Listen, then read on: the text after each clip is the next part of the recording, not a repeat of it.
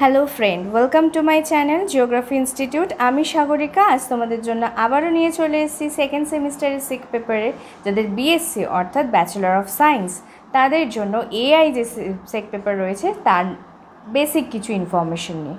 তো চলো শুরু করে দেওয়া যাক আজকের ভিডিও। আর যারা এখনও পর্যন্ত আমার চ্যানেলটা সাবস্ক্রাইব করোনি অবশ্যই সাবস্ক্রাইব করো আর পাশে থাকা বেল আইকনে ক্লিক করতে ভুলো না। তোমরা এখন থাম্বনেল দেখে বুঝতেই পেরে গেছো যে আমি কী নিয়ে ডিসকাস করতে চলেছি। এটা খুব ইন্টারেস্টিং একটা টপিক এবং সম্পূর্ণ নতুন একটা টপিক। হ্যাঁ, এআই এর ব্যবহার অনেক দিন ধরেই চলছে, কিন্তু পড়াশোনার ক্ষেত্রে বিশেষত জিওগ্রাফির ক্ষেত্রের ব্যবহারটা প্রথম। তাই ফার্স্ট আমরা জেনে নেব হোয়াট ইজ আর্টিফিশিয়াল ইন্টেলিজেন্স বা হোয়াট ইজ এআই এবং কীভাবে এটা কাজ করছে, তার টাইপস, হিস্ট্রি অ্যান্ড ফিউচার। তো চলো শুরু করে দেওয়া যাক। সবার প্রথম আমরা জানবো যে হোয়াট ইজ আর্টিফিশিয়াল ইন্টেলিজেন্ট। আমরা যে এআই কথাটা ব্যবহার করি এত বেশি বর্তমান দিনে চারিদিকে এআই অ্যাপসের মাধ্যমে নতুন নতুন ছবি আপডেটিং, নতুনভাবে features updating. What is AI? দেখো, এআই হচ্ছে এমন একটা ইন্টেলিজেন্ট বা বলা যেতে পারে এমন একটা পদ্ধতি যার মাধ্যমে মানুষের তো বুদ্ধি আছে, তবেই না সে আজ বিভিন্ন ধরনের বৈজ্ঞানিক পদ্ধতির মাধ্যমে বা নিজস্ব বুদ্ধি খাটিয়ে প্রাকৃতিক দিক থেকে ডেভেলপমেন্ট করেছে। সেরকমই মানুষ যে জিনিসটাকে বুদ্ধির মাধ্যমে বিবেচনা করতে পারে, সেরকমই যদি কোনো যন্ত্র তার বুদ্ধির মাধ্যমে কোনো জিনিসকে বিবেচনা করে কাজ করতে পারে এবং অবশ্যই মানুষের থেকে অনেক দ্রুত গতিতে অনেক অ্যাডভান্স লেভেলে কাজ করতে পারে, সেই প্রসেসটা বা সেই ফরমেশনটাকেই বলা হচ্ছে এআই। অনেকেই কী করে যে এআই বলতেই বোঝে যে রোবট, তাই না? কিন্তু ব্যাপারটা সেটা নয়। এআই মানে কিন্তু একটা অনেক অ্যাডভান্স একটা টেকনোলজিকে বোঝায়, যার মাধ্যমে বর্তমান দিনে দাঁড়িয়ে তুমি এমন সমস্ত কাজ করতে পারো যেগুলো একটা মানুষের করতে হয়তো কয়েক বছর সময় লেগে যায়।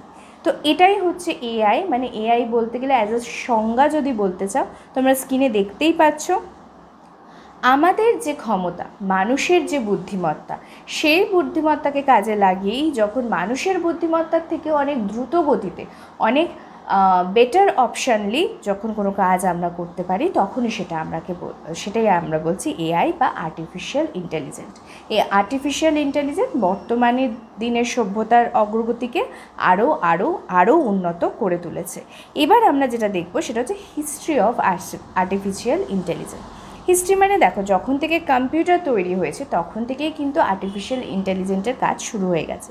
যদি বলো কিভাবে, কম্পিউটার কি করে, আমাদের যে যোগ বিয়োগ গুণ ভাগ যেভাবে ওগুলোই যদি আমি বেসিক হিসেবে ধরি, আমাদের একটা যোগ করতে যদি 30 সেকেন্ড সময় লাগে, ওর কিন্তু 1 সেকেন্ডও সময় লাগে না। তার মানে কি, ওটা অ্যাডভান্সড, তাই না? তো সেই জিনিসটাই এখানে আলোচনা করা হচ্ছে। হিস্ট্রি বলতে দেখো প্রথমেই রোমান্স এবং গ্রিক। অবভিয়াসলি আমরা জানি সব কিছুতে এরাই এগিয়ে থাকে, তো এরাই কিন্তু প্রথম এই ধরনের মেথোডোলজিকে ইউজ করার কথা। ওরা এখানে বলেছে যে মাইথোলজির যে বিভিন্ন সেকশন হয়, সব দেশেরই মাইথোলজি থাকে বা সব ধর্মেরই মাইথোলজি থাকে, সেখানে দেখা গেছে যে গ্রিক আর রোমান মাইথোলজিতে মেশিনিক্যাল ম্যানের কথা উল্লেখ আছে। ভাবা যায় আজ থেকে কয়েকশো হাজার বছর আগে অথবা ধরো কয়েক দশক আগে তারা এমন কিছু কথা বলে গেছে যেখানে ওনারা ব্যবহার করেছেন মেশিন মানবকে, এবং তার পাশাপাশি কি তার নামও দিয়েছিলেন ট্যালোস। তো এর থেকেই শুরু হয় যে তখনকার দিন আস্তে আস্তে কতটা ডেভেলপ করেছে এবং ক্রমশ সেই জিনিসটা বৃদ্ধি লাভ করে, গ্রিকের বিভিন্ন দিকে ছড়িয়ে পড়তে শুরু করে। এইভাবে ফার্স্ট সেঞ্চুরির আশেপাশে যখন শেষ হয়ে আসে, তখন গিয়ে দেখা যায় যে সেই মানুষ বা মানব কল্পিত যে যন্ত্র, সেটাই আসলে বলছে বর্তমান দিনের আর্টিফিশিয়াল ইন্টেলিজেন্ট। মানুষ যেভাবে কাজ করে, মানুষ যেভাবে ভাবতে পারে, মানুষ যে কাজ করতে পারে, সেই সমস্ত কিছু যখন একটা মেশিন মানব করে দেবে এবং সেটার নিজস্ব বুদ্ধি খাটিয়ে নিজের বুদ্ধিমত্তাকে দেখিয়ে, সেটাই হচ্ছে আমাদের আর্টিফিশিয়াল ইন্টেলিজেন্ট। এবার দেখব এখানে আর্টিফিশিয়াল ইন্টেলিজেন্স টোটাল 4 রকমের হয়ে থাকে অ্যাজ আ ফাংশনাল বেসড। তো ফার্স্টেই আছে দেখো রিঅ্যাক্টিভ মেশিন।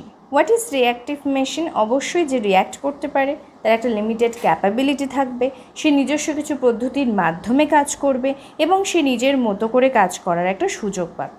তো এই পোর্শন আমরা কি বুঝতে পারছি, তারা নিজের পারফরমেন্স নিজে দিতে পারে এমন একটা ফাংশন। তারপরে যদি আমি বলি তাহলে লিমিটেড মেমোরি। সাধারণত কি হয়, একটা মেমোরি লিমিট থাকে। আমাদের যেমন মানুষের ক্ষেত্রে আমরা বেশ কিছু জিনিস মনে রাখতে পারি, বেশ কিছু জিনিস মনে রাখতে পারি না, কিন্তু ওদের একটা স্টোরেজ ক্যাপাসিটি থাকে, সেই ক্যাপাসিটি অনুযায়ী ওরা কাজ করতে পারে।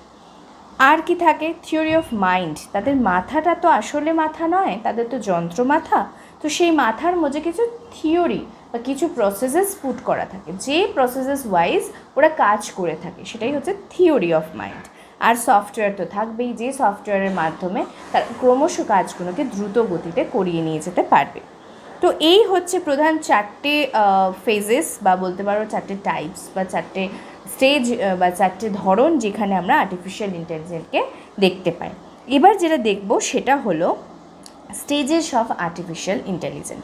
এখানে মেনলি আমি দুটো স্টেজেস নিয়ে আলোচনা করব। একটা হচ্ছে আর্টিফিশিয়াল ন্যারো ইন্টেলিজেন্ট, আর একটা হচ্ছে artificial general intelligent. What is artificial narrow intelligent? This is also known as a weak AI. বুঝতেই পারছো, ন্যারো মানে সরু, যেটাকে আমরা সংকীর্ণ বলে থাকি। সেই সংকীর্ণ কনসেপ্টে যখন কোনো এআই কাজ করে থাকে, যেটার মধ্যে ডেটার পোর্শন বা পরিমাণটা কম থাকে, সেখানে খুব কম পরিমাণে লোক কাজ করে থাকে বা কম পরিমাণে রোবটটা কাজ করে থাকে। আর যেটা জেনারেল, সেটা হচ্ছে স্ট্রং এআই। তাহলে দুটো জিনিস, যেটা হচ্ছে ন্যারো সেটা হচ্ছে উইক, আর যেটা জেনারেল সেটা হচ্ছে স্ট্রং এআই। কিন্তু কারেন্টলি খুব no robots or machines exist that have artificial general intelligent. In this stage, machine will have ability to process information and make information decisions like a human. তো এখানে কোনো রোবটের কাজ নেই, এটা তো সফটওয়্যার আপডেট। নেক্সট হচ্ছে স্টেজেস অফ আর্টিফিশিয়াল ইন্টেলিজেন্ট। দেখো, আর্টিফিশিয়াল ইন্টেলিজেন্টের যে বিভিন্ন রকম স্টেজগুলো আছে, একদিনে তো তৈরি হয়নি, তার তো বিভিন্ন প্রসেস আছে, সে তো বিভিন্ন যন্ত্রপাতির মাধ্যমে কাজটা করে থাকে। সেই আর্টিফিশিয়াল ইন্টেলিজেন্টের ফার্স্টে যে স্টেজটা আমরা আলোচনা করবো সেটা হচ্ছে today machine is a very important thing, right? আর মেডিসিন যদি কোনো মেশিনের মাধ্যমে আমরা পেয়ে যাই কেমন হয় বলো তো? মানে সাধারণভাবে কি হয়, বর্তমান দিনে দাঁড়িয়ে দেখা যাচ্ছে যে এমন অনেক রোবোটিক সেকশন রয়েছে বা এমন অনেক মেশিন রয়েছে যারা মেডিসিন সাপ্লাই করছে, মানে তোমার অবজার্ভ করছে, তোমাকে স্ক্যান করছে, তোমার প্রবলেম দেখছে এবং তারপরে সেখান থেকে ট্রিটমেন্ট শুরু করছে। এই জিনিসটা হচ্ছে অবভিয়াসলি মেশিনের ক্ষেত্রে। এবার হচ্ছে ব্যাঙ্কিংয়ের ক্ষেত্রে অনেক সময় দেখবে, বর্তমান দিনে তোমরা দেখতেও পাও যে ব্যাংকের পাসবুক আপডেট করার জন্য তোমাদের আর লোকের প্রয়োজন পড়ে না বা কাউন্টারে দাঁড়াবার প্রয়োজন পড়ে না। এক ধরনের মেশিন থাকে যার মাধ্যমে তোমরা ইজিলি আপডেট করতে পারো। এই যে প্রসেসেসগুলো, এগুলো কিন্তু সবই আর্টিফিশিয়াল ইন্টেলিজেন্টের পার্ট। আর একটা কি দেখো, বর্তমান দিনে সাইবার ক্রাইম তো সবার খুব পরিচিত জিনিস। তো সেই সাইবার এরিয়াকে সিকিউর করার জন্যও কিন্তু আমরা আর্টিফিশিয়াল ইন্টেলিজেন্স ডিজিটালি ইউজ করে থাকি। এর মাধ্যমে এত টাইট সিকিউরিটি প্রোভাইড করা হয় যাতে কোনোভাবেই সেখান থেকে কোনো ডেটা লিক না হয়ে যায় বা সেখান থেকে কোনো প্রবলেম ক্রিয়েট না হতে পারে। এছাড়া কি রয়েছে দেখো, ভার্চুয়াল অ্যাসিস্ট।